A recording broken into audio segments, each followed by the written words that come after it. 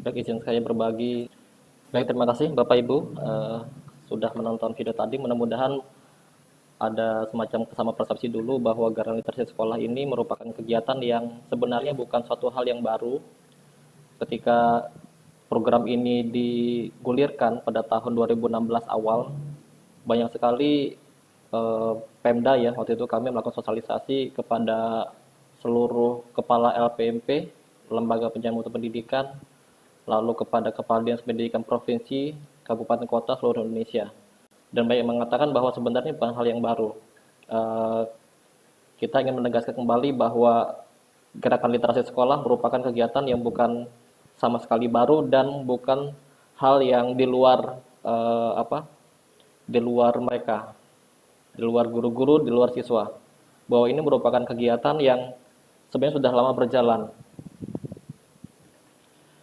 Nah, apa sih latar belakang pelaksanaan gerakan literasi sekolah? Yang pertama adalah kompetensi literasi siswa Indonesia lebih rendah dibandingkan dengan negara lain. Nah, itu bisa dilihat dari berbagai survei yang sudah dilakukan ya, baik oleh lembaga internasional maupun nasional. Nah, misalnya di PISA sendiri ada PIRLS, ada TIMSS gitu ya. Terus kalau di Indonesia itu ada namanya AKSI, Asesmen Kompetensi Siswa Indonesia. Jadi semua survei itu menunjukkan bahwa literasi membaca, literasi Sebutkan namanya matematika, dan dari literasi mana. sains itu siswa Indonesia itu sangat rendah. Nah, di sini kita bisa melihat Bapak Ibu bagaimana pencapaian PISA Indonesia tahun 2000 sampai 2018. Jadi PISA ini merupakan survei PISA tahun 2000 sampai 2018 ya. Jadi 3 tahun sekali. Jadi selama 18 tahun pelaksanaan literasi di Indonesia itu bisa kita lihat literasi membaca, sains dan matematika siswa Indonesia menurun semua. Ya, kalau tahun 2000 ini bisa dilihat literasi membaca siswa Indonesia skornya 371, tahun 2018 371. Jadi selama 18 tahun pelaksanaan pembelajaran eh, literasi di Indonesia itu kemampuannya itu stagnan ya untuk membaca. Untuk sains tahun 2000 literasi membaca sains literasi sains siswa Indonesia 393, turun ya pada tahun 2018 menjadi 379, dan literasi matematika pada tahun 2000 367. Nah, ini naik sedikit ya, cuman matematika yang naik nih. Jadi 396. Jadi ketika kita bicara literasi, mungkin salah satu hal yang lebih banyak akan kita diskusikan adalah tentang literasi membaca. Ya, di sini ada stagnasi. Lalu pada tahun melihat kondisi literasi Indonesia ya, pada tahun 2015 Mendikbud Anies Baswedan waktu itu menerbitkan Permendikbud nomor 23 tahun 2015 tentang penumbuhan budi pekerti. Nah, salah satu lampiran dalam Permendikbud tersebut berisi menggunakan 15 menit sebelum hari pembelajaran untuk membaca buku selain buku mata pelajaran setiap hari. Nah, kalimat ini digunakan sebagai dasar kami waktu itu di Dikdasmen waktu itu ya tahun 2016 untuk melakukan eh, program menindaklanjuti Permendikbud tersebut, yaitu yang kita namakan Gerakan Literasi Sekolah. Nah, tujuannya apa sih Gerakan Literasi Sekolah ini? Yang pertama, menjadikan sekolah sebagai organisasi pembelajar berbudaya literasi. Yang kedua, membentuk warga sekolah yang literat dalam hal baca tulis, numerasi, sains, digital, finansial, budaya dan kewargaan. Nah, ini untuk 6 literasi ya. Kita merujuk kepada World Economic Forum tahun 2015 bahwa dalam literasi dasar yang mesti dikuasai siswa untuk bisa bertahan dan bersaing di abad 21, ada 6 literasi dasar yang mesti dikuasai ya, literasi baca tulis, numerasi, literasi sains, literasi digital, literasi finansial, dan literasi budaya dan kewargaan. Nah, lalu apa sih pengertian literasi dalam konteks gerakan literasi sekolah? Di sini kami mendefinisikan literasi yaitu sebagai kemampuan dalam mengakses, memahami, dan menggunakan informasi secara cerdas. Nah, ini merupakan sari ya dari sejumlah pengertian literasi, baik itu secara literal gitu ya, maupun yang disampaikan misalnya oleh UNESCO, deklarasi UNESCO tahun 2005 ya tentang literasi informasi. Nah, jadi ketika kita bicara literasi, itu tidak sekedar bicara tentang baca dan tulis saja, bukan sebuah kata benda atau kata kerja, ya. Ketika literasi dijalankan di sekolah, maka tujuan yang ingin dicapai adalah kemampuan siswa dalam akses, memahami, dan menggunakan informasi secara cerdas. Ya, jadi ketika guru menjalankan program literasi, maka program yang dijalankan adalah bertujuan untuk memberi kemampuan kepada siswa, gitu ya, bukan supaya siswa rajin membaca, tidak sama sekali. Kegiatan membaca itu merupakan salah satu pintu masuk saja untuk berliterasi di sekolah. Nah, bagaimana cara mencapai tujuan tersebut? Di sini kita merujuk kepada strategi implementasi pelaksanaan literasi di sekolah ya, merujuk kepada buku yang diterbitkan, yang ditulis oleh Beers dan Smith tahun 2009, yaitu berjudul Principles Guide to Literacy Instruction. Ini nanti saya akan memberi banyak rujukan ya kepada Bapak Ibu ya, karena mahasiswa akademis jadi mesti ada rujukan yang jelas gitu ya. Nah, satu strategi implementasi yang coba untuk dijalankan supaya budaya literasi tumbuh di sekolah adalah bagaimana membangun lingkungan fisik. Ya, jadi sarana prasarana di sekolah mendukung pengembangan budaya literasi di sekolah. Bagaimana caranya? Ini ada beberapa hal yang contoh yang bisa kami sampaikan ya. Yang pertama misalnya karya peserta didik dipajang di sepanjang lingkungan sekolah, termasuk koridor dan kantor, ya, kepala sekolah, guru, administrasi, bimbingan, konseling. Jadi karya siswa itu baik berupa puisi, cerpen atau apapun ya, termasuk hasil karya siswa dari mata pelajaran itu memang dipajang di lingkungan sekolah. Ini merupakan bagian dari penghargaan kepada siswa. Yang kedua, karya peserta didik dirotasi secara berkala untuk memberi kesempatan yang seimbang kepada semua peserta didik. Jadi semua karya itu baik di dalam maupun di luar kelas itu sebaiknya dirotasi ya. Mungkin nggak cukup madingnya ya di suatu jumlah siswa yang banyak, jadi perlu bergantian. Yang ketiga, buku dan materi bacaan lain tersedia di pojok-pojok baca di semua ruang kelas. Jadi salah satu hal yang didorong dalam gerakan literasi sekolah yang berbeda dengan gerakan lain adalah tersedianya bahan bacaan di dalam kelas yang kita namakan sudut baca dan juga di luar kelas ya, pojok baca.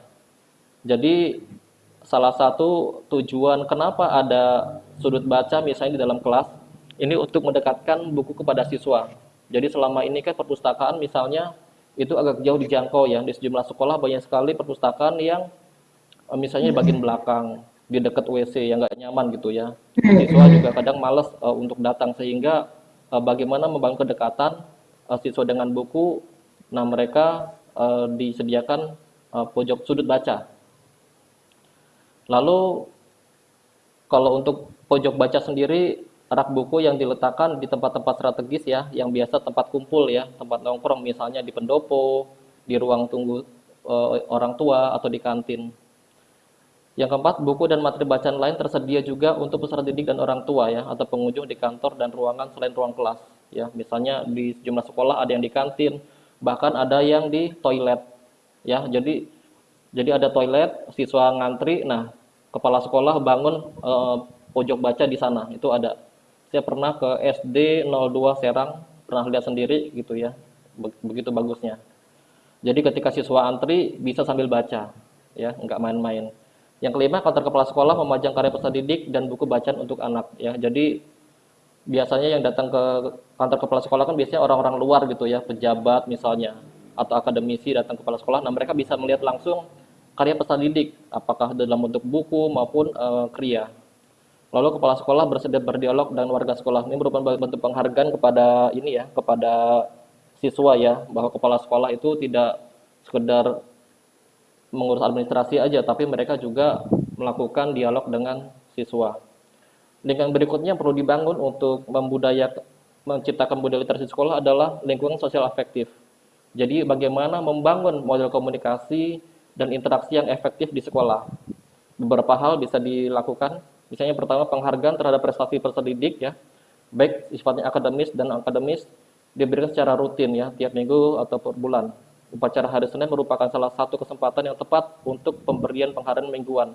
Jadi misalnya selama ini misalnya di Kemendikbud mengadakan lomba festival FS2N gitu ya, ke seni, terus lagi ada yang olahraga, ada yang ke sains. Nah, bagaimana dengan literasi? Kami waktu itu sempat mengadakan festival literasi sekolah. Jadi lomba-lomba yang sifatnya apresiasi terhadap karya sastra ya, misalnya baca puisi, menulis cerpen, ya peserta diikuti itu sebaiknya diberi penghargaan di sekolah. Jadi umumnya di sejumlah sekolah juga sudah dilaksanakan setiap hari Senin itu siswa-siswa yang berprestasi diberi penghargaan. Mereka dipanggil, kadang-kadang orang tua juga dipanggil gitu ya sebagai bentuk penghargaan bahwa ini loh siswa-siswi yang berprestasi di bidang literasi juga dihargai gitu ya. Terus yang kedua, kepala sekolah terlibat aktif dalam pengembangan literasi. Jadi kepala sekolah sebagai pemimpin, leader dalam sebuah sekolah ya, agar program GLS berjalan dengan cepat dan masif. Yang ketiga, merayakan hari besar dan nasional dengan luasnya literasi. Misalnya merayakan Hari Kartini dan membaca surat-suratnya. Jadi memang kita mendorong pelaksanaan GLS itu di sekolah juga terkait dengan perayaan hari besar yang sudah sebelumnya dilaksanakan ya. Misalnya Hari Kartini baca surat-suratnya, bisa juga lomba menulis puisi, lomba menulis cerpen gitu ya. Jadi memang ini agar masif siswa juga melihat bahwa hari-hari besar itu juga bisa dirayakan dengan literasi. Yang keempat, terdapat budaya kolaborasi antar guru dan staf dengan mengakui kepakaran masing-masing. Ya ini merupakan penghargaan gitu ya. Jadi selama ini guru bahasa yang didorong untuk menjalankan program literasi. Padahal sebenarnya banyak sekali guru di luar guru bahasa yang punya prestasi gitu ya. Mereka bikin buku, nulis gitu ya. Dan mereka juga di sejumlah sekolah juga banyak sekali yang jadi pemimpin gitu ya, bukan guru bahasa untuk program literasi di sekolahnya. Yang kelima, terdapat waktu yang memadai bagi TLS ya, di sini tim literasi sekolah untuk berkolaborasi dalam menjalankan program literasi dan hal-hal yang terkait dengan pelaksanaannya. Jadi gerakan literasi sekolah itu mendorong adanya sebuah tim yang memastikan pelaksanaan GLS berjalan lancar di sekolah ya. Kita menyebutnya tim literasi sekolah. TLS ini dibentuk oleh kepala sekolah dengan SK dan beranggotakan misalnya guru, ada orang tua juga ya dari komite sekolah, ada pustakawan, ada tim adiwiyata, bahkan ada siswa ya. Di sejumlah sekolah itu siswa juga dilibatkan ya. Misalnya pernah ada di SMA 7 ya, nanti ada gambarnya di SMA 7, SMA 4 bahkan baru itu dibentuk Satgas GLS gitu ya, yang beranggotakan siswa. Di SMA 4 Jakarta juga siswanya dari OSIS itu dibentuk Satgas GLS juga. Di beberapa sekolah namanya bukan TLS tapi Pokja Literasi. Nah, itu sebenarnya sama aja ya. Jadi ada guru yang bertanggung jawab dalam pelaksanaan literasi yang dianggarkan dan di-SK-kan dalam 1 tahun. Yang keenam, staf sekolah dilibatkan dalam proses pengambilan keputusan, terutama dalam menjalankan program literasi. Strategi berikutnya adalah lingkungan akademik. Jadi bagaimana sekolah memberikan alokasi waktu yang cukup banyak untuk pembelajaran literasi.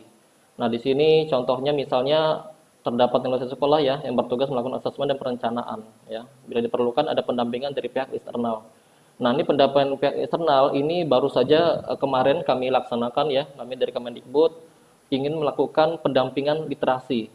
Nah, kami mencoba untuk mengumpulkan berbagai unsur yang ada di daerah gitu ya. Dari unsur LPMP, BP PAUD dan Dikmas, Dinas Pendidikan Provinsi Kabupaten Kota, pengawas, penilik, ya SD SMP sampai SLB, dan juga pegiat literasi.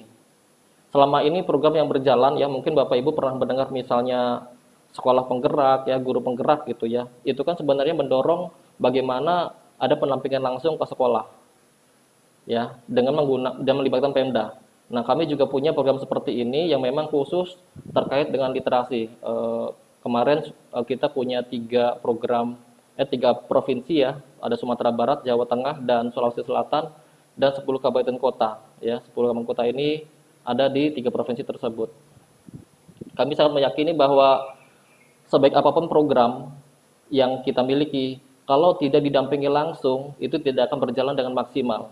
Ya, persoalan pendidikan selama ini itu karena persoalan delivery ya, bagaimana pelatihan-pelatihan yang diberikan ke guru gitu ya, ke sekolah itu sesuai dengan konten yang memang disampaikan dari pusat gitu ya. Selama ini ada semacam bias ya yang sebagai persepsi gitu ya dari pelatihan-pelatihan sampai ke sekolah sampai ke guru itu berbeda. Itu yang agak repot, makanya pendamping literasi menjadi suatu hal yang sangat urgen. Yang kedua, disediakan waktu khusus dan cukup banyak untuk pembelajaran dan pembiasan literasi ya. Bisa membaca dalam hati, membacakan buku dengan nyaring, membaca bersama, membaca terpandu, diskusi buku, bedah buku, presentasi. Dan di sini Bapak Ibu, kegiatan literasi ini bukan kegiatan yang sekedar membaca senyap ya, baca sendiri gitu atau baca rame-rame, bukan. Tapi sebenarnya banyak sekali model membaca yang bisa dilakukan secara senang-senang gitu ya. Istilahnya excessive reading, membaca untuk kesenangan. Ya. Terus yang ketiga, waktu berkegiatan literasi dijaga agar tidak dikorbankan untuk kepentingan lain. Nah, kegiatan literasi itu merupakan program yang paling lebih dulu dikorbankan gitu ya jika ada kegiatan lain. Nah, itu bisa dilihat ya, mungkin Bapak Ibu punya pengalaman juga saat di sekolah. Atau sebagian Bapak Ibu di sini sudah menjadi guru dan pelaksananya gitu ya. Tadi Bu Lili bilang ada bagi literasi juga di sini. Nanti kita bisa berbagi. Yang keempat, disepakati waktu berkala untuk TLS membahas pelaksanaan gerakan literasi sekolah. Jadi ini antar tim ya. Jadi ada waktulah mereka untuk membahas, untuk merumuskan, untuk melaksanakan evaluasi gerakan literasi sekolah di sekolahnya. Yang kelima, buku fiksi dan non-fiksi tersedia dalam jumlah cukup banyak di sekolah. Buku cerita fiksi sama pentingnya dengan buku berbasis ilmu pengetahuan.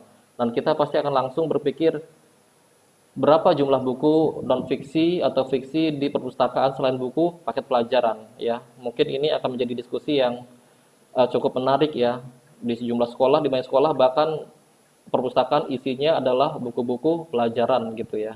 Jadi kemana buku ceritanya, buku fiksinya? Yang keenam, ada beberapa buku yang wajib dibaca oleh warga sekolah. Pada tahun 2019, Badan Standar Nasional Pendidikan menerbitkan sejumlah buku yang direkomendasikan dibaca oleh peserta didik ya, mulai dari TK, SD, SMP, SMA, SMK hingga SLB. Nah, buku-buku ini merupakan buku-buku yang sebenarnya disesuaikan oleh kemampuan membaca ya, bahkan usia peserta didik gitu. Karena para sastrawan yang memilihnya mudah-mudahan bisa diakses ya. Saya agak lupa mencantumkan sumbernya. Terus yang ketujuh, ada kesempatan pengembangan profesional tentang literasi yang diberikan untuk staf melalui kerjasama dengan institusi terkait ya, bisa perguruan tinggi, dinas pendidikan, dinas perpustakaan, atau berbagi pengalaman dengan sekolah lain. Jadi di sini Bapak Ibu, sekolah yang menjalankan literasi dengan bagus itu secara rutin memberikan pelatihan ya atau mengirim gurunya atau pustakawannya untuk mengikuti pelatihan literasi. Apakah itu yang sifatnya rutin ya diikuti oleh sekolah maupun yang sifatnya insidental. Kami dari sejak tahun 2016 atau 2017 itu menjalankan sarjana literasi sekolah. Setiap pelaksanaan itu selalu saja ada guru-guru yang datang dari berbagai daerah ya, hingga Pulau Jawa, bahkan ada yang sampai dari Sumatera, Kalimantan gitu ya. Dan mereka datang dengan biaya sendiri. Kami tidak menyediakan uang transportasi, akomodasi, bahkan uang saku sama sekali tidak. Mereka datang dan kesadaran sendiri menggunakan tunjangan profesinya. Jadi memang kesadaran di kalangan guru itu sudah mulai meningkat ya, bahwa mereka butuh tambahan ilmu dan keterampilan dalam menggarap program literasi di sekolahnya. Lalu yang kedelapan, seluruh warga sekolah antusias menjalankan program literasi dengan tujuan membangun organisasi sekolah yang suka belajar. Jadi memang pada akhirnya yang dituju adalah seluruh warga sekolah ya, bukan siswa saja. Guru ketika ada program 15 menit membaca, apakah sekadar mengawasi saja, menyuruh siswa membaca? Ya, karena kan di teksnya itu kan sekolah menjalankan program 15 menit membaca, siswa membaca buku gitu kan. Pertanyaan kan apa yang dilakukan guru? Kan itu. Ya, guru tentunya juga ikut membaca sebagai teladan literasi. Lalu Yang kesembilan, guru menggunakan strategi literasi dalam pembelajaran.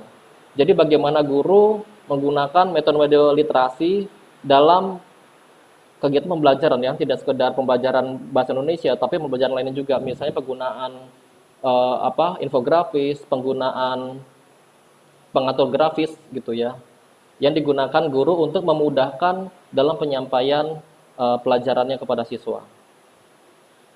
Nah, Bapak Ibu yang saya hormati, dalam pelaksanaan di lapangan, kami memahami bahwa kondisi sekolah itu berbeda-beda tiap daerah. Yang di kota tentu berbeda dengan yang di daerah.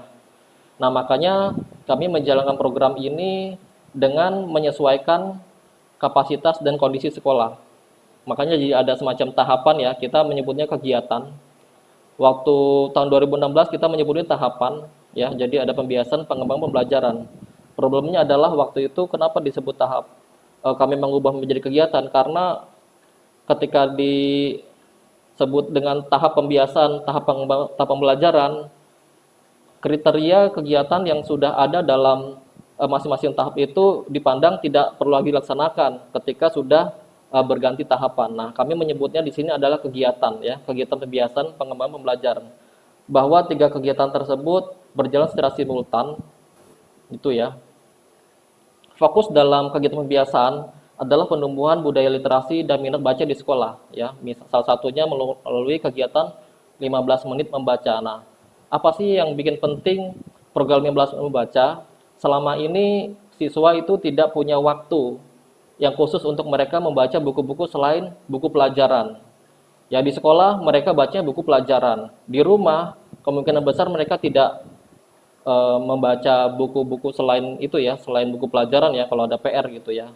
Makanya kita ingin memastikan bahwa siswa itu punya waktu membaca khusus. Jadi merupakan hak ya. Ini merupakan hak siswa. Jadi sekolah itu wajib memberikan hak tersebut kepada siswa, membiarkan mereka membaca buku yang mereka sukai. Ya, jangan dipaksa ya. Kemarin saya melakukan penampilan literasi ya, fasilitasi. Dinas pendidikannya bilang di sekolah-sekolah itu buku yang dibaca siswa adalah buku-buku pelajaran. Karena buku pelajaran ini merupakan pengantar kepada pelajaran intinya. Nah, ini merupakan kesalahpahaman gitu ya terhadap program literasi. Nanti kita bahas mengapa terjadi hal ini. Yang kedua, fokus dari kegiatan pengembangan yaitu bagaimana kecakapan literasi yang sifatnya non akademis itu berkembang ya, misalnya lewat kegiatan ekstrakurikuler dan kunjungan wajib ke perpustakaan. Kami di Satgas GLS itu mendorong supaya ada kunjungan wajib ke perpustakaan minimal 1 jam pelajaran setiap minggu. Kenapa? Karena ternyata apa yang membuat perpustakaan sekolah itu sepi karena memang tidak ada kewajiban siswa. Kewajiban ini sebenarnya pemberian hak ya, bukannya menyuruh siswa secara paksa gitu ya. Karena selama ini perpustakaan memang dibuka, tapi siswa itu karena sibuk dan padat dengan kegiatan sekolahnya, jadi tidak punya waktu untuk belajar, belajar atau menambah ilmunya di perpustakaan. Saya pernah berbincang, berdiskusi dengan sekitar 300 guru SMP seprovinsi itu ya. Saya tidak akan menyebut provinsinya ya. Jadi clue-nya itu gubernur sekarang sedang kena COVID gitu ya. Nah, jadi saya mendorong supaya ada kewajiban siswa ya, itu masuk kurikulumnya ya. 1 JP minimal ya, 1 JP mungkin sekitar 40 sampai 45 menit. Jadi siswa diberi hak untuk datang ke perpustakaan, terserah mereka mau baca buku apa saja. Nah, ternyata banyak sekali tantangan. Salah satunya yang bikin saya kaget adalah, Pak, jadwal siswa sudah terlalu padat, Pak. Jadi jangan kasih waktu kegiatan lagi untuk kegiatan di luar pembelajaran. Nah, ini ternyata memang ada problem juga di kurikulum gitu ya. Sehingga imbasnya perpustakaan itu ya sedikit ya bahan bacanya dan dikunjungi. Terus fokus dalam kegiatan pembelajaran adalah intrakurikuler atau pembelajaran menggunakan strategi literasi yang tadi sempat dibahas ya. Jadi guru menggunakan strategi literasi dalam kegiatan pembelajaran. Ya, misalnya penggunaan pengatur grafis ya. Kami sudah punya beberapa buku panduan terkait hal itu ya, manual-manual bagaimana supaya guru memudahkan siswa dalam memahami pembelajaran. Ya misalnya ada tabel ingin tahu, terus lagi bisa menggunakan mind mapping ya, pemetaan pikiran, berbagai hal gitu ya. Atau bahkan kolaborasi antar mata pelajaran atau integrasi antar mata pelajaran ya, integrasi dengan guru lain. Nah, bagaimana indikator ketercapaiannya? Nah, ini biasanya indikator ini digunakan untuk penelitian ya, apakah itu skripsi, tesis, disertasi. Nah, ini saya tidak akan menjabarkan semuanya. Di sini saya hanya memberi referensi saja. Bapak Ibu nanti bisa menggunakan tautan ini ya, ada panduan kelas di SD, SMP, SMA, SMK, dan SLB. Ya, nanti tinggal diklik aja, nanti itu ada langsung indikator ketercapaiannya. Jadi memang indikator ini disesuaikan dengan kondisi sekolah ya di tiap jenjang ya, dari SD sampai SLB. Nah, indikator ketercapaian ini disesuaikan dengan tiga kegiatan tadi ya, pembiasaan, pengembangan, dan pembelajaran. Lalu bagaimana dengan pelaksanaan di sekolah? Nah, ini nanti kita akan masuk kepada praktik baiknya.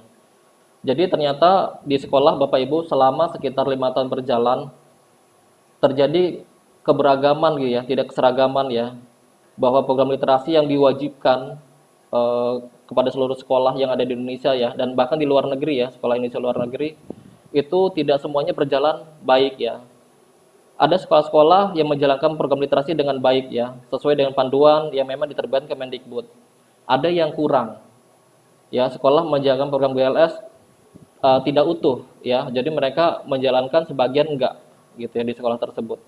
Dan terakhir ada juga yang tidak melaksanakan ya, jadi meskipun diwajibkan itu mereka tidak melaksanakan ya.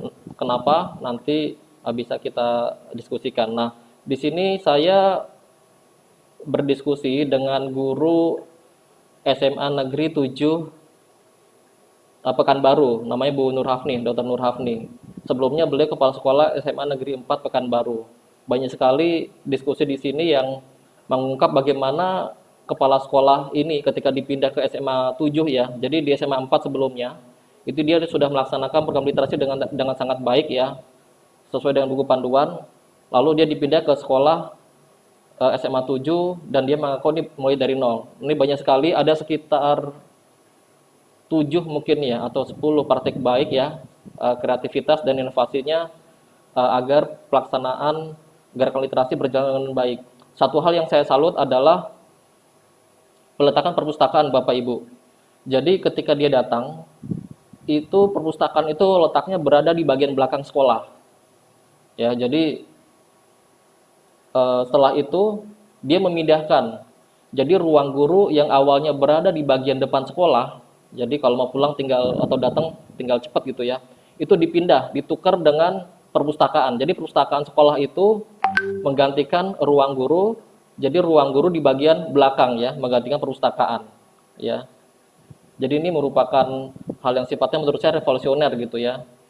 Jadi baru menjabat gitu ya, dia sosialisasi, lalu dia mengubah posisi atau letak perpustakaan. Banyak sekali kreasi inovasi yang sudah dijalankan Bu Nur Hafni ini.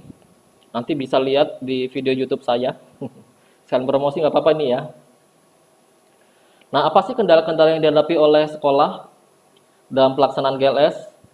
Nah, yang pertama, ini beberapa saja yang saya daftar ya. Yang pertama, mengenai panduan GLS, guru dan kepala sekolah belum membaca buku panduan GLS.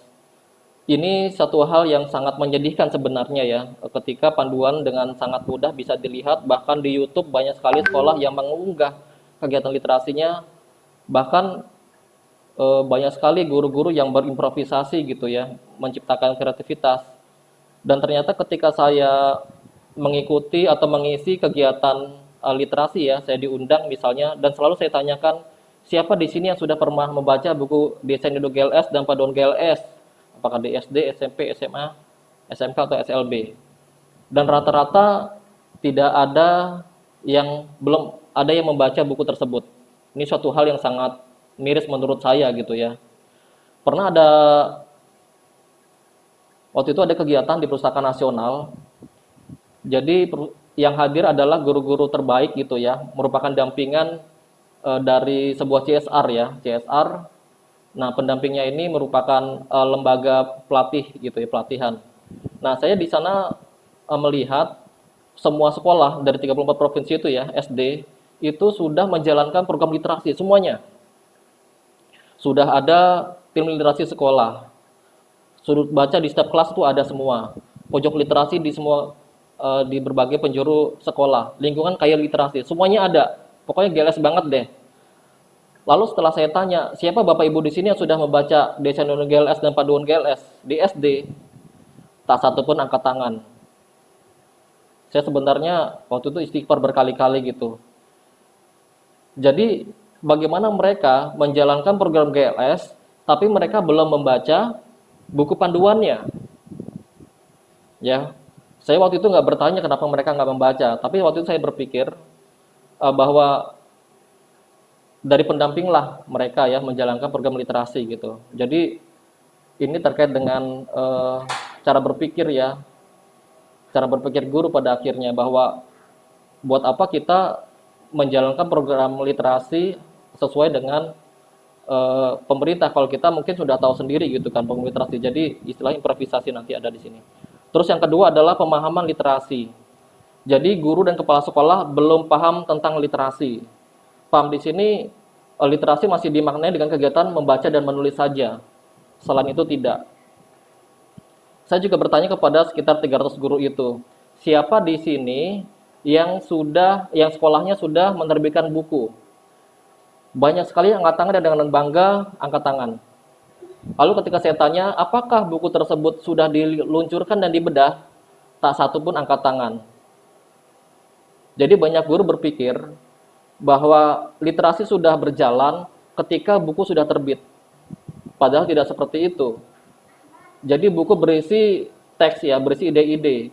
Mestinya didiskusikan, mestinya dikomunikasikan kepada orang lain. Itu baru namanya literasi. Ya. Sekarang banyak sekali program ya, satu guru satu buku gitu kan. Guru nulis buku, tapi buku itu hanya setelah jadi dicetak gitu ya, sekitar 10 eksemplar, dapat kredit. Setelah itu selesai, bikin buku lagi. Jadi tidak ada semacam distribusi atau peluncuran buku tersebut gitu ya, untuk dibedah atau didiskusikan, sama sekali tidak ada. Nah ini yang repotnya gitu ya. Terus tadi sempat saya singgung, kendala lainnya adalah improvisasi. Jadi guru dan kepala sekolah itu berimprovisasi. Mereka tidak membaca buku panduan yang diterbitkan oleh Kemendikbud, gitu ya. Ini mohon maaf, ini ada anak saya. Jadi guru kepala sekolah tidak membaca buku panduan yang kita terbitkan. Jadi mereka improvisasi saja. Apa buktinya? Misalnya banyak sekolah menggelar kegiatan literasi di lapangan, gitu ya, dengan baca buku bareng-bareng. Lalu gurunya mengawasi. Kita tidak sama sekali menganjurkan hal tersebut, gitu ya. Jadi jangan sampai siswa melaksanakan kegiatan literasi itu dalam kondisi capek, dalam kondisi kepanasan misalnya. Ya, jadi kita mendorong kegiatan literasi itu secara menyenangkan ya, bukan rame-rame lalu di foto-foto jadi kebanggaan, tidak sama sekali, tidak seperti itu. Dan kita juga mendorong bahwa program literasi ini, GLS ini dilaksanakan oleh semua sekolah, tapi ada Pemda ya, satu provinsi menjalankan program tantangan kepada sekolah untuk membaca buku ya siswanya.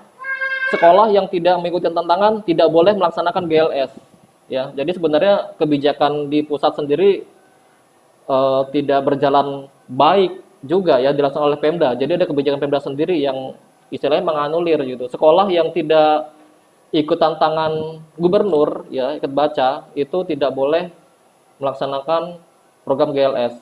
Nah, ini sangat memprihatinkan. Saya juga pernah Bapak Ibu melakukan diskusi dengan seorang ketua literasi tim literasi sekolah ya. Waktu itu dia mengeluh kepada saya, "Pak, ini bagaimana sih? Kok program GLS sudah kami laksanakan gitu ya. Setiap hari siswa membaca buku. Setelah itu mereka meresume, meringkas. Setiap minggu guru memeriksa hasil ringkasan tersebut. Kami bosan, ya, siswa dan guru sama-sama bosan melaksanakan program literasi." Terus saya bertanya, "Loh, kenapa Ibu selama bertahun-tahun itu menjalankan program yang menyiksa, ya program yang menyiksa, ya kan tersisa kan itu kan bosan gitu kan, memeriksa setiap minggu karya resume siswa gitu kan.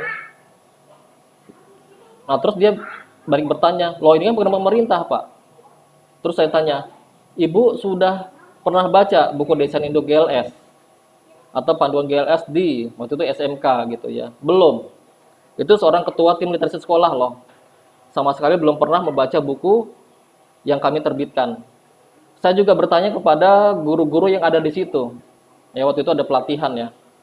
Satu pun belum membaca gitu. Jadi kita berpikir, loh, kenapa menjalankan program literasi tapi tidak merasa penting untuk membaca panduannya?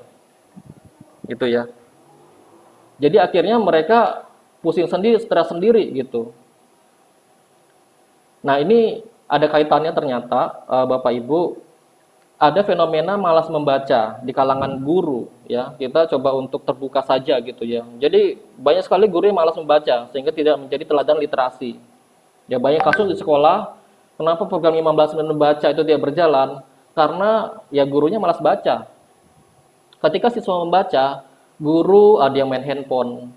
Guru keluar ninggalin siswa ke ruang guru misalnya untuk ngerumpi lah, untuk ngobrol main handphone gitu kan. Jadi siswa dibiarkan.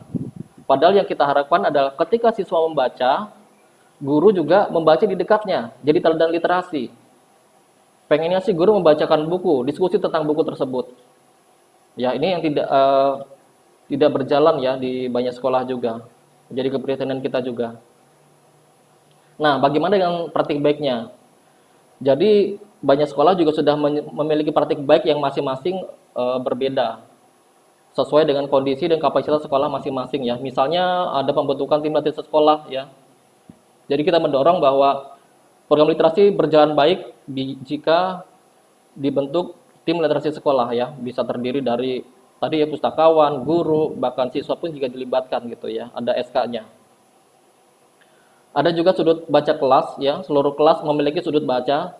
Isinya sudut baca ini bisa dibuat oleh siswa, guru, dan orang tua. Nah, tadi kasus di SMA Negeri 4 ya, dan 7 Pekanbaru, itu oleh kepala sekolahnya, ruang belakang, bagian belakang kelas, itu merupakan kuasa siswa. Jadi siswa dibebaskan untuk membuat, untuk mendesain, bahkan untuk mengecat ini ya, ruang kelas, sesuai dengan selera mereka.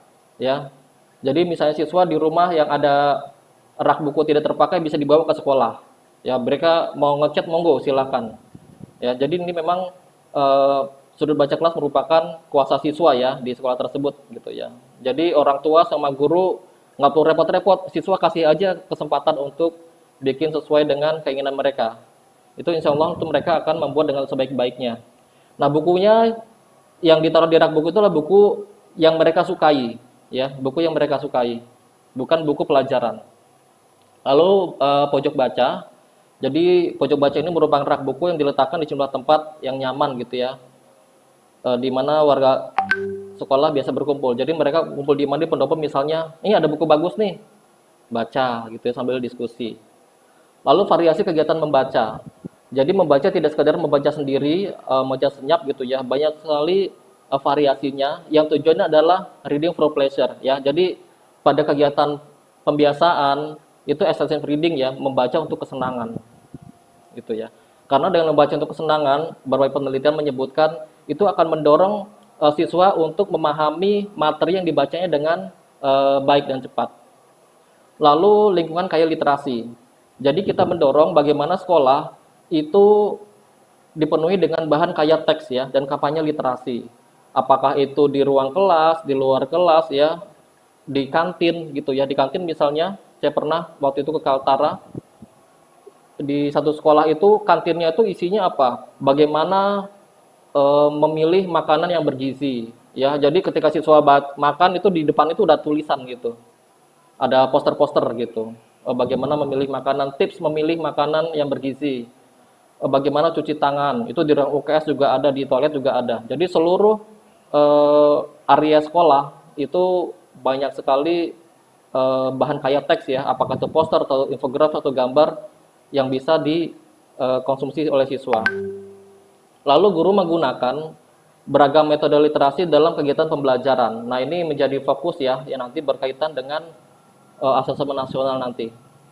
Lalu yang terakhir adalah pelibatan publik. Jadi sekolah melibatkan mitra di luar mereka ya untuk menjaga program literasi. Nah, ini dulu Pak Presiden pernah mengeluarkan Perpres tentang penguatan pendidikan karakter tahun 2017. Itu sebenarnya sekolah didorong untuk belajar kepada lembaga institusi di luar sekolah. Dan sekolah juga bisa mengajak lembaga di luarnya untuk mengisi kegiatan literasi di sekolah. Kami sendiri di kementerian mendorong agar sekolah bekerja sama dengan pegiat literasi, dengan komunitas literasi yang ada di luar sekolah, di dekat sekolah, untuk misalnya jika sekolah kekurangan buku, mereka bisa berkunjung ke Taman Bacaan Masyarakat misalnya. Nah, biasanya di Taman Bacaan Masyarakat itu di sekolah mereka bisa meminjamkan buku, bahkan ada program literasi yang bisa diikuti oleh siswa. Bahkan sekolah juga bisa mengundang pegiat literasi untuk misalnya mengisi program literasi di sekolah. Misalnya ada sastrawan ya atau ada seniman yang baru meluncurkan karyanya buku, bisa aja diundang ke sekolah untuk berbagi proses kreatifnya. Ya, ada satu program yang sangat bagus yang sudah dilaksanakan oleh sejumlah sekolah, banyak sekolah juga ya, namanya kelas inspirasi. Kelas inspirasi ini merupakan kelas yang digunakan oleh sekolah untuk mengundang orang-orang di luar sekolah, berbagi pengetahuan dan pengalaman. Ya bisa diundang dari pihak dinas pendidikan, sastrawan, seniman, CEO gitu ya. Bahkan mungkin petani pun bisa diundang ke sana gitu ya untuk berbagi praktik baik. Siswa dan guru bisa belajar kepada mereka. Nah, ini merupakan bentuk praktik baik yang sangat bagus saya kira. Tahun 2017 saya menulis buku judulnya Gerakan Literasi Sekolah dari Pojok Hingga Akar, sebuah refleksi. Nah, Bapak Ibu nanti bisa mengunduhnya ya di tautan sama di kode QR sini. Nah, banyak sekali praktik baik yang saya dapat dari hasil wawancara dengan guru, dengan seniman ya, dengan sastrawan mengenai praktik baik yang sudah dijalankan di sekolah. Nanti bisa lihat ini buku yang saya kira lengkap dan bisa jadi rujukan juga. Nah, bagaimana sih organisasi Gerakan Literasi Sekolah dengan kebijakan terbaru? Jadi Bapak Ibu, literasi kini sudah menjadi program unggulan ya, prioritas baik secara nasional dalam RPJMN ya, Rencana Pembangunan Jangka Menengah Nasional ya, yang diteken oleh Pak Presiden melalui Perpres nomor 18 tahun 2020 tentang RPJMN 2020-2024. Dan itu diturunkan dalam Renstra Kementerian Pendidikan dan Kebudayaan nomor 22 tahun 2020.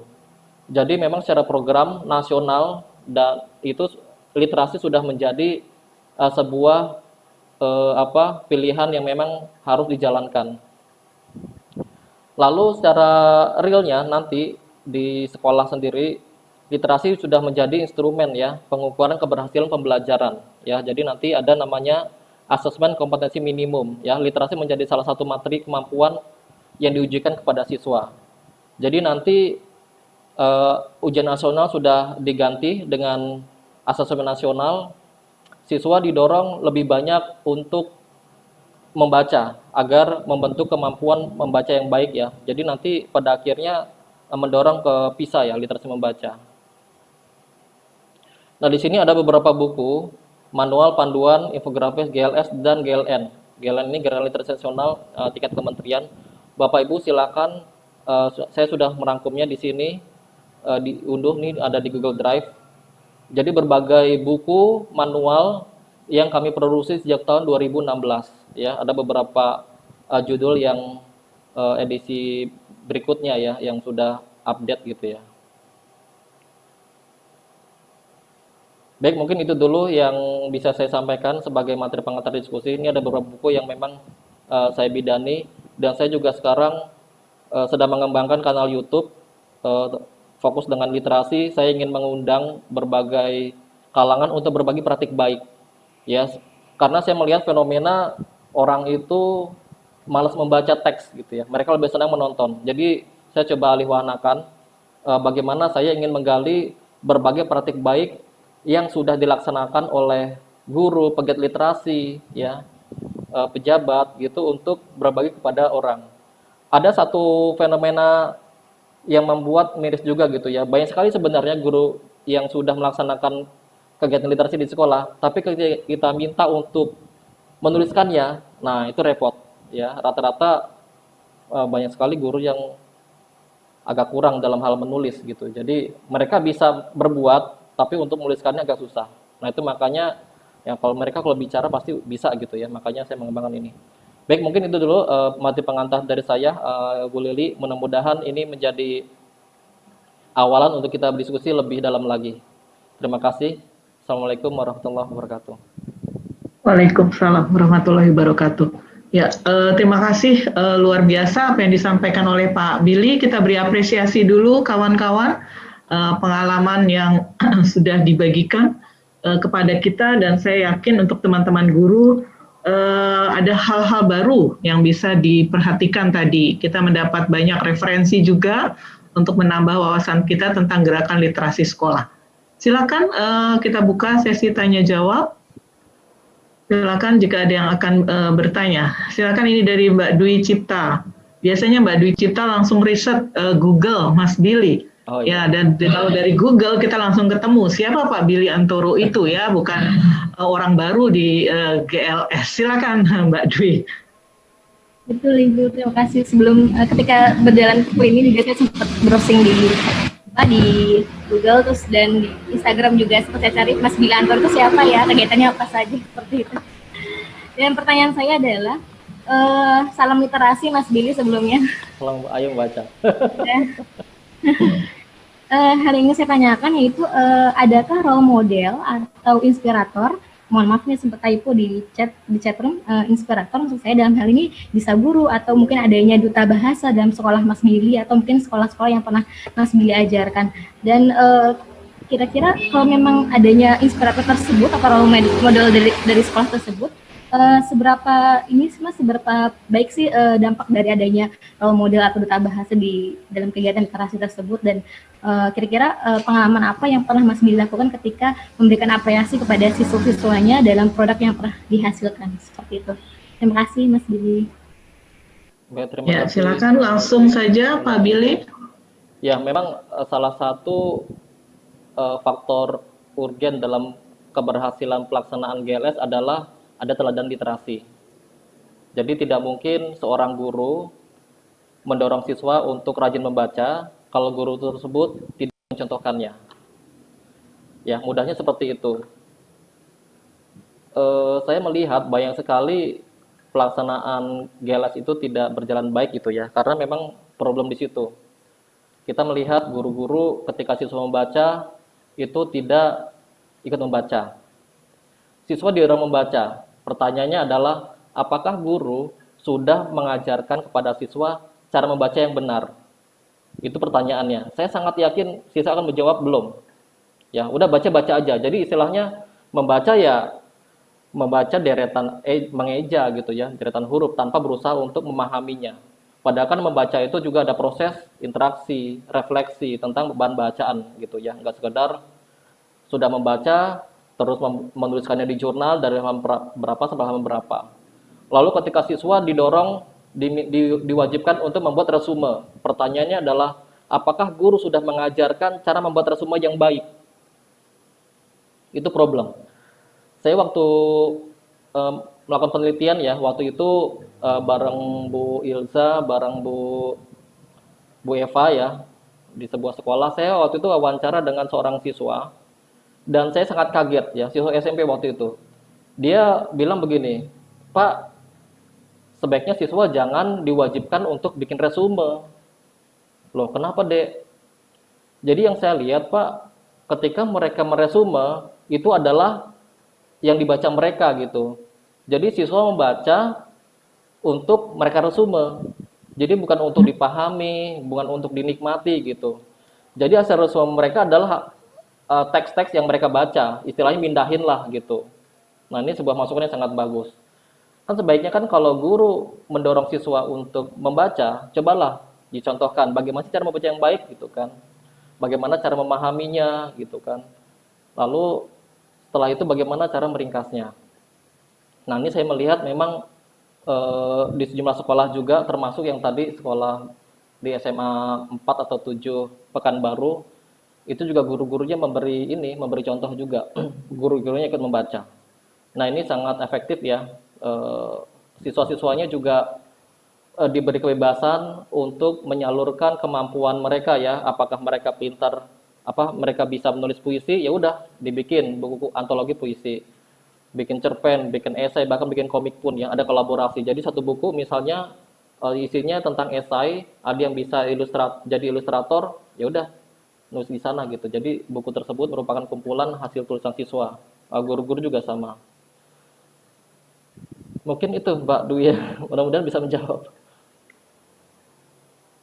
Ya, Mbak Dwi bagaimana? Masih mau menanggapi? Silakan. Sudah cukup Bu, terima kasih kesempatannya Bu Leli dan Mas Billy, sangat menginspirasi sekali tadi pengalaman-pengalaman yang sudah diberikan. Ya, terima kasih Mbak Dwi. Silakan dari yang lain. Biasanya pelaku ini ada Mbak Bagja. Ini yang pegiat literasi juga ini Mas Billy. Oh iya. Silakan Bu Bagja. Bu Bagja, apakah koneksinya terganggu? Ya, cukup. Silakan. Bu, itu apa namanya di chat ada pertanyaan dari Bu Evi duluan, Bu. Oh, Bu Evi ada chat. Oke, saya baca ya. Ruang bincang, silakan. Oh ya, ada dari Ibu Evi. Mas Billy bisa membaca langsung? Ya. Tempat saya mengajar di SMA Lab School Kebayoran belum mengikuti semua ketentuan GLS Kemdikbud. Tapi kami sudah melakukan GLS sejak 2016 dengan berbagai variasi. Apakah ada ketentuan yang mewajibkan bahwa setiap sekolah wajib mengikuti buku panduan GLS? Jadi yang diwajibkan adalah programnya. Apakah mengikuti panduan GLS itu sebagai panduan saja gitu ya. Ya kami harapkan dengan adanya panduan sekolah bisa lebih mengeksplorasi, bisa untuk mengembangkan lagi. Jadi kami tidak ingin memangkas kreativitas dan inovasi yang ada di sekolah-sekolah. Jadi ini sebagai dasar saja. Insya Allah ini tidak akan bertentangan dengan kreasi dan inovasi di sekolah.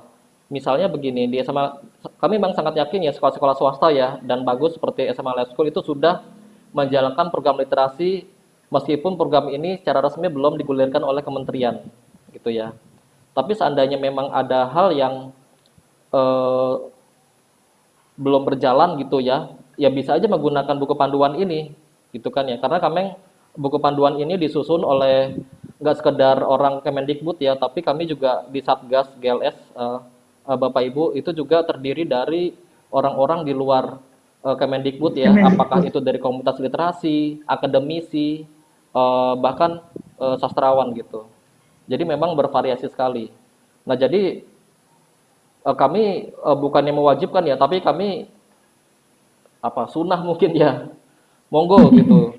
Tapi kan ketika kita lihat gitu ya, pelaksanaan GLS di sekolah-sekolah yang belum membaca buku panduan tersebut ya kebanyakan bingung berimprovisasi ya, seperti cerita saya tadi, mereka depresi gitu kan. Guru depresi, siswa depresi gitu kan. Kenapa? Karena siswa disuruh bikin resume setiap kali baca. Padahal kalau kita baca buku di panduannya tidak seperti itu. Kegiatan pembiasaan ya siswa baca aja, nggak usah ditugasi untuk meresume, nggak ada sama sekali. Nah ini improvisasi. Nah sekarang pertanyaannya adalah, misalnya saya balikin, di SMA Lab School itu siswanya disuruh resume gak sih? Kan gitu. Nah misalnya kalau disuruh resume mungkin nanti ketika pada tahap pengembangan, ya kan, pada tahap pembelajaran gitu. Mungkin itu Mbak Bagja, Mbak Evi ya? Mbak Evi, ya baik. Ya, Ibu Evi, ya, ya. Terima kasih. Satu kesempatan lagi, Bu Bagja, karena waktu, ya silakan. Terima kasih kesempatannya Ibu dan Pak Billy. Izin bertanya Pak, itu kan tadi kalau misalnya saya simak 15 menit itu kan memang diturunkan dalam peraturan yang harus dijalankan. Tapi masalah di lapangan itu kami di sekolah terbatas di waktu Pak, apalagi di SD kan, yang jam pertama itu biasanya kan 35 menit, hanya 35 menit per jam. Nah, itu biasanya guru-guru yang lain tuh protesnya adalah mengejar standar yang diwajibkan aja udah kewalahan Bu, apalagi kalau harus diselangi 15 menit itu. Nah gitu, gimana tuh caranya agar kita bisa mengajak guru-guru yang notabene latar belakangnya memang beragam ya, ada yang apa namanya dari jenjang pendidikan, dari kebiasaan membaca dan yang lain-lain gitu Pak. Terima kasih. Sebelum saya menjawab, boleh saya bertanya Bu Bagja?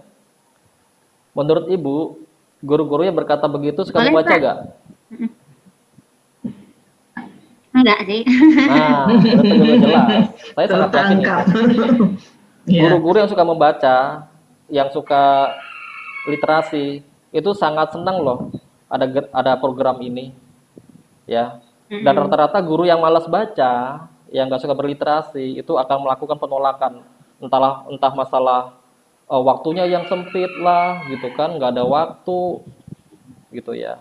Tapi sebenarnya fleksibel ya. Memang kalau di Permendikbud tersebut sebelum jam pelajaran dimulai. Nah, kami membuat panduan itu bisa fleksibel, jadi bisa di awal, bisa di tengah ya, misalnya sebelum jam istirahat atau setelah jam istirahat, atau di akhir pembelajaran. Jadi siswa sebelum pulang 15 menit baca dulu, gitu. Jadi fleksibel sebenarnya. Nah, bagaimana menghadapi guru seperti itu? Memang pada akhirnya kepala sekolah lah yang harus tegas. Ya, saya punya pengalaman miris juga ya. Itu saya tuangkan di dalam buku GLS tadi ya, yang terbit 2017. Jadi ada kepala sekolah curhat ke saya. Jadi dia sudah berusaha menjalankan program GLS 15 membaca, tapi banyak tentangan dari guru-guru. Tentangannya bukan guru itu bilang, Pak ini buat apa sih program nggak jelas seperti ini gitu misalnya gitu ya. Enggak. Tapi mereka tidak datang saat pelaksanaan kegiatan. Ya, misalnya kepala sekolah sudah mewajibkan ada 15 membaca jam 7. Ya, jam 7. Jadi 7.15 baru masuk kelas. Nah, guru-guru yang malas baca itu, saya tanya ke kepala sekolah, Pak, mereka rajin baca nggak? Enggak, gitu ya. Jadi guru-guru itu tidak datang jam 7. Datangnya jam 7.15. Gitu. Jadi caranya gitu. Jadi siswa dibiarkan aja di kelas baca sendiri gitu kan. Nah, akhirnya kepala sekolahnya nggak dapat dukungan guru-guru itu, akhirnya programnya nggak dilaksanakan. Beda dengan misalnya tadi Nur Hafni gitu ya. Jadi program dilaksanakan, guru-guru juga baca ya. Bahkan guru itu yang ikut baca guru mata pelajaran yang jam pertama. Jadi guru itu baca di situ. Guru olahraga juga sama, ikut baca di sana. Guru agama, guru matematika baca di situ bareng siswa. Nah, nanti ada tim pengawasnya sendiri, tim literasi sekolah yang dari kalangan siswa. Jadi siswa ya rolling bertugas itu mereka ini berkeliling. Lihat nih mana guru, mana siswa yang tidak ikut kegiatan 15 menit membaca. Nah, sebelumnya di sekolah tersebut ya, di SMA tersebut itu sudah ada program 15 menit membaca membaca kitab suci ya, buat Islam Al-Qur'an, agama lain kitabnya gitu ya. Itu tuh ada. Nah, dengan adanya program GLS itu ditambah. Jadi pertama membaca kitab suci dulu ya 15 menit, kemudian 15 menitnya baca buku non-teks pelajaran. Itu nggak masalah. Jadi memang pada akhirnya kepala sekolah yang menentukan jalan tidaknya sebuah program, termasuk program literasi sekolah. Mungkin itu. Bagaimana? Baik, Kak. Mbak Bagja? Ya, sudah bisa diserap ya. Baik, terima kasih banyak Pak Billy. Ini karena waktu jua yang memisahkan kita, karena sebenarnya banyak sekali itu yang mau ditanya. Dan saya tertarik dengan referensi yang Pak Billy sampaikan. Saya terlibat di tahun berapa ya Pak Billy? Belum ketemu Pak Billy nampaknya. Di GLN Ibu. Ya di GLN. Saya terlibat untuk bikin panduan-panduannya bersama Prof. Ilza ketika Prof. Ilza masih di Pasca ya. Masih di Pasca. Jadi alhamdulillah saya melihat perkembangannya luar biasa ya yang dikerjakan oleh Kemendikbud. Hanya memang ke akar rumputnya yang masih harus kita perjuangkan ya, ke dasarnya, ke sekolah-sekolah masih terus harus kita geliatkan, kita sosialisasikan. Jadi saya sebagai dosen di mata kuliah ini mengucapkan terima kasih atas kehadiran Pak Billy dan teman-teman di dalam Zoom ini akan presentasi untuk GL Gerakan Literasi berikutnya ya. Mudah-mudahan sudah bersiap kelompok. Jadi Pak Billy boleh mengundurkan diri pasti karena ada banyak kegiatan. Sekali lagi terima kasih banyak. Kami akan bersiap untuk mendengarkan presentasi dari kelompok yang sudah menyiapkan diri. Oke. Boleh silakan ucapkan terima kasih pada Pak Billy. Mungkin dibuka pelantang suaranya. Pak Billy juga boleh mengucapkan testimoni atau salam sehat untuk kawan-kawan. Baik, terima kasih sebelumnya saya ucapkan kepada Bu Liliana yang sudah berkenan memberi saya kesempatan untuk berbagi ilmu pengalaman ya kepada teman-teman di sini. Mudah-mudahan Bapak Ibu di sini juga mendapat referensi yang bagus. Materinya sudah saya taruh di chat ya, jadi nanti bisa di chat ya, teman-teman bisa mengunduhnya di ruang bincang, ada di chat. Ya. Saya mohon maaf jika ada hal yang kurang pas, kurang berkenan dengan cara penyampaian saya. Mudah-mudahan selalu sehat, selalu bergairah ya. Saya sebenarnya agak ini Bu ya, ini program literasi mulai tahun 2019 ya, mata kuliahnya ya. Pas saya 2017 itu belum ada. Padahal saya pengen betul. Banget. Padahal ini minatnya Mas Billy di sini ya, luar biasa. Apa yang dilakukan oleh Mas Billy, saya juga mengikuti. Dan tadi saya salah sebut disertasi karena memang tesisnya Mas Billy itu sudah seperti disertasi. Saya membacanya luar biasa. Ya, jadi jarang-jarang saya mendapatkan tesis dari teman S2 yang ejaannya tidak perlu saya koreksi lagi. Jadi Mas Billy, kita beri tepuk tangan untuk Mas Billy ya. Tulisannya itu sangat runtun, sangat baik, logika berpikirnya itu bukti dampak dari rajin membaca. Saya yakin itu. Ya, jadi saya tidak sulit memperbaiki tesisnya, maka saya tadi sampai salah ngomongin disertasi ya. Karena mutunya sudah hampir sama dengan disertasi. Ya, semangat ya Mas Billy. Terima kasih banyak. Terima kasih Bapak Ibu semua. Assalamualaikum warahmatullahi wabarakatuh. Waalaikumsalam. Terima kasih. Saya izin pamit. Ya, baik. Terima kasih Mas Billy. Sama-sama.